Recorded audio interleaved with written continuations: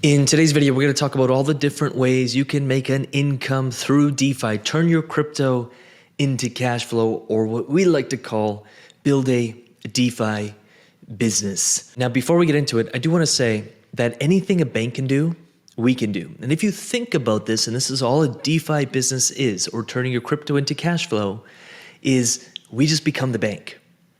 We are the middleman. We get paid the fees. And if you look at the flow of money, just look at where and how money flows through the world, you can quickly see where the money flows and who collects most of it. And a lot of it ends up in the banker's hands. Now, the question I started asking myself when I started really discovering DeFi was, how do I become the bank? And how can I become a bank in a system where everyone can make money? And it's a much more fair system. It's much more transparent. And that's why I fell in love with DeFi. I am not attached to any single type of crypto, any single type of protocol, even any single type of method. And I think that's what made the UIG, what we do, and our group so successful is we don't really follow what everyone else does. I've always seen DeFi as a business. From the moment I discovered it, I'm like, yep, this is a business. So if you go on DeFi Llama, which by the way, let me know in the comments if you want more videos around the tools and protocols we use. I'm happy to do a deep dive on DeFi Llama and a few other tools we use. They're all free and it's all you'll ever need to be a successful yield farmer or build a successful DeFi business. Here in DeFi Llama, if we open the DeFi toggle and we go to categories, you'll see categories rated from TVL, which is total value locked. That's how many dollars are in all of these protocols under this category. We got liquid staking as the highest. Lido is going to be the biggest at $25 billion. And then we got Jitto, which you're probably familiar with. Marinade liquid staking, which is on Solana. You're probably familiar with Jupiter. This is all liquid staking, and typically when someone first gets into DeFi, we don't really play with liquid staking much because the returns, you do need quite a bit of capital, but all liquid staking is you're just staking a token and you're making returns on it, and you're getting a token in return that you can further use. It's really the concept of yield on yield. But again, the returns are 4, 5, 6, 8%. Sometimes you'll find 10%, but it's pretty rare and it doesn't last. So typically we kind of skim over liquid staking and we introduce liquid staking further along someone's DeFi journey. Here we have lending. You know I'm a big fan of lending. As the markets go green, I take profit and I lend it out. So I'm making a return, yield on yield. And when the market's correct, I'm able to redeploy that capital into lending. Aave is going to be the biggest at $11 billion. Just Lend, Spark, Compound, Venus. We've used all of these. Navi lending for the Sui blockchain. And what's really cool about DeFi Llama is if you can literally go into categories, have a look at different categories, and then you can say, oh, well, let me just explore Aave. You can click on Aave and see TVL over time or whatever you want to look at, fees, revenue of the platform. Look at November 2nd.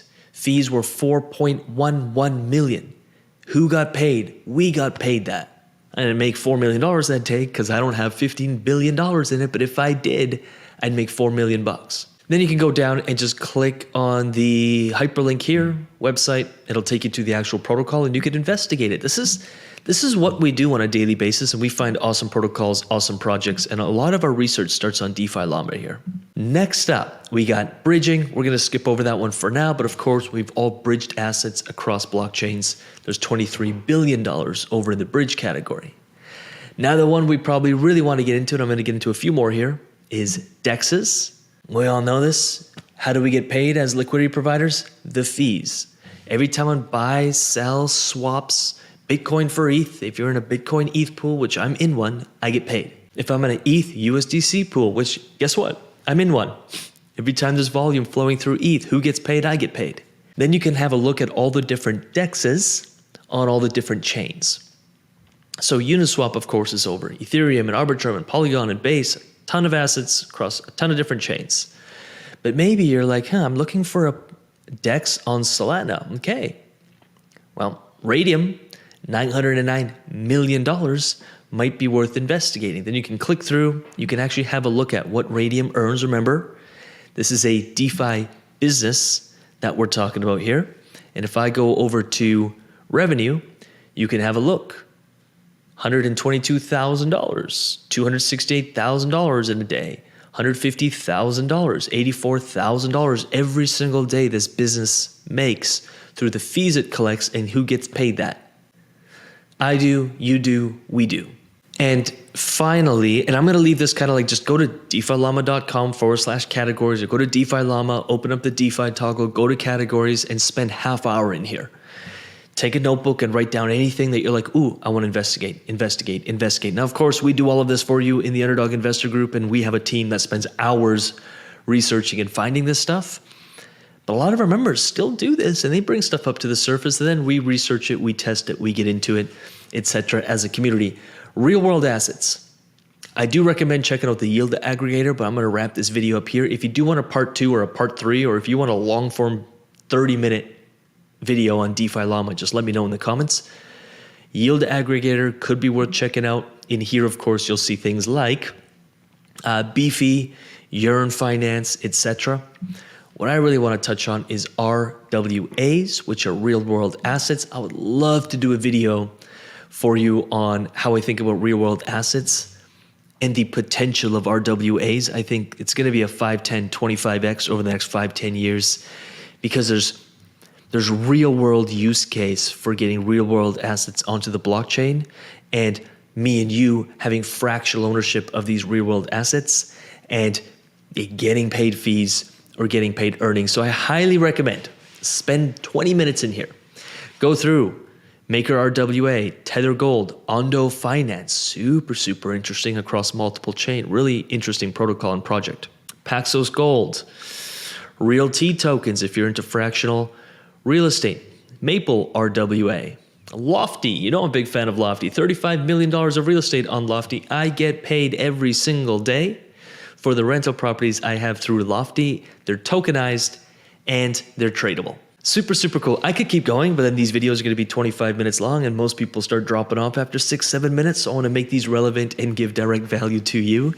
If you want more videos on DeFi Llama and you want me to keep getting into this stuff, please let me know in the comments below. Or what else would you like to see on this YouTube channel? This YouTube channel is for you and I am of service. So whatever you want to see, we'll make videos around it. We'll help you out.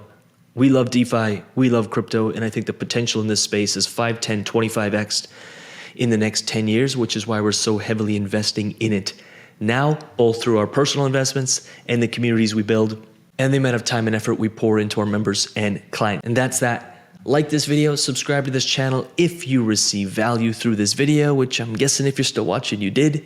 And I'm going to leave 4 videos on the 4 corners of your screen. Do check them out, dive in, study this stuff.